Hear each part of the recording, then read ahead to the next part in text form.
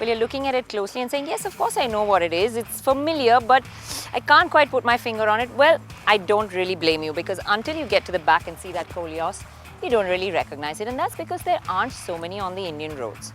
Now, when this car first came to India, Renault really wasn't an established brand. There were not too many showrooms around. And the way it was priced, it was actually pitted against the big Goliaths, the likes of the Endeavour, the Fortuner, the Captiva. They had 7 seats, big beefy SUVs. And this one, more of a soft roader and a grown-up hatch rather than a big SUV. So it didn't quite make a mark. But buoyed with the success of the Duster, Renault have decided to give the Koleos a second shot at the Indian market. This time around, they've given it a facelift. It now has a more powerful engine and it will be manufactured in this country. What these changes mean for the Koleos is what we're here to find out. Though it was an elegant, capable soft roader, the Koleos didn't get many eyeballs. People want an SUV with presence, and so to make the Koleos more butch, it now comes with a large, glossy black grille that has dollops of chrome. It stretches all the way across to the headlamps, and sitting higher than before is a larger emblem, adding to this more beefed up look. There are chrome strips down the side and new 5-spoke alloys, but sadly, that's all you'll find. The rear is exactly the same. The interior is all too familiar. I think the one change is that the passenger now gets powered seats too. But apart from that, it's really the same two-tone interior. And overall it looks nice, but when you consider the price tag, it falls a little short. Some of the buttons and switches feel quite low rent, and you recognize the bits shared with the Duster too, like the weird audio stalk on the steering column and the mirror adjust switch. Still, all in all, it's a practical cabin with loads of storage areas, including the ones behind the front seats. There are flip-open trays too, and without a third row, there's a generous boot with flip-down seats for more space.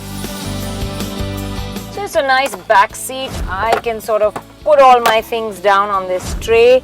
You can even get a small coffee cup in there. There's storage area here. There's storage in the door. There's a little slot for your phone.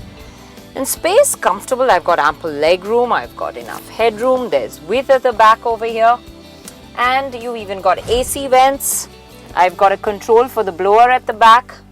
So really comfortable on all counts, and I can even recline this seat.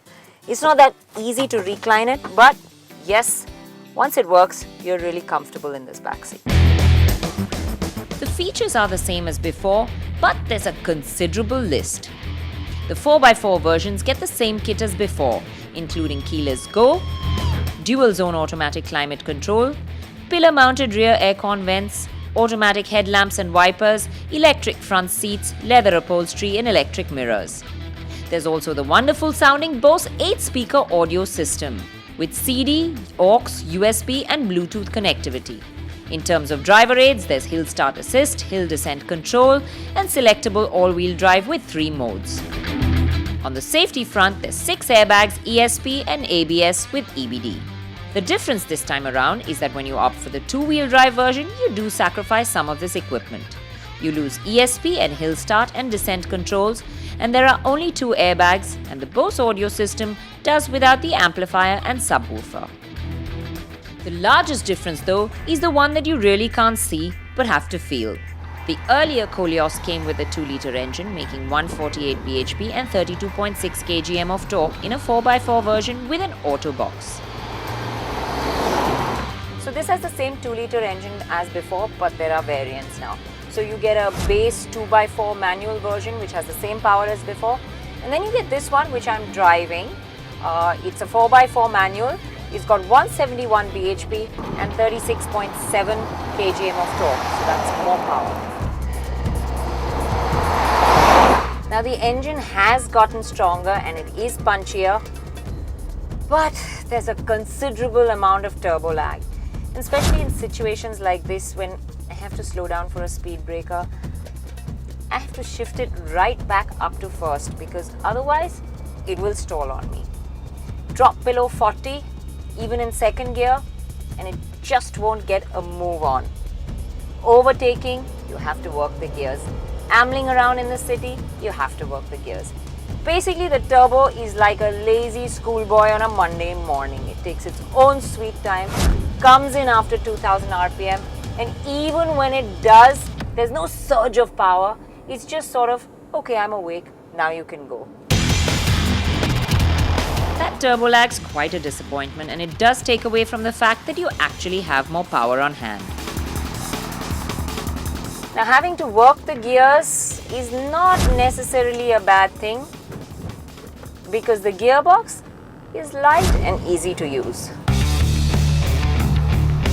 It's not the most refined engine as well, and at rising speeds, it's pretty audible in the cabin. But where the Koleos falls short in other areas, it makes up on ride and handling. You know, this feels quite like the Yeti to drive. We've always liked the Yeti for its handling. Steering feels positive, it feels direct. Whether you're cruising down a highway or chucking it around corners, you feel comfortable at all times. Being taller than the Yeti, it does have a little bit of roll, but it's so well contained and you can actually enjoy the drive, except for the fact that when you're going uphill, that turbo lag spoils the party. Now, considering it handles pretty well, it really surprises on the ride quality too. Dealing with the small or large bumps with equal ease, low speed or high speed, the Koleos impressed me with its ride. A class topper on ride, I would say. Has it changed? Well, inside and out, not much difference at all. But when you compare it to the competition, it still looks more of a grown-up hatch than a big, beefy SUV. And on the inside, there really is no change. So it's under the hood that we've seen the biggest change. Now, this engine is punchier and it has a good, strong mid-range, but that turbo lag really lets it down. Be it out on the highway or in the city, you're really working the gears to keep it in the range. So if there's so much going on that's negative about this, why should you really look at the Koleos? Well, there's one big reason. Let's face it, in this country, it's the chauffeur that's up front, and most of the owners enjoy the back seat, and that's where the Koleos really scores. It really pampers you in the back seat, it gives you quite a bit of equipment, it's comfortable, and there is that ride quality that is really good. It does away with the Indian roads and doesn't let you feel anything inside. So if you're going to be chauffeured around and you're not really worried about those 7 seats, then the Koleos should be something you look at.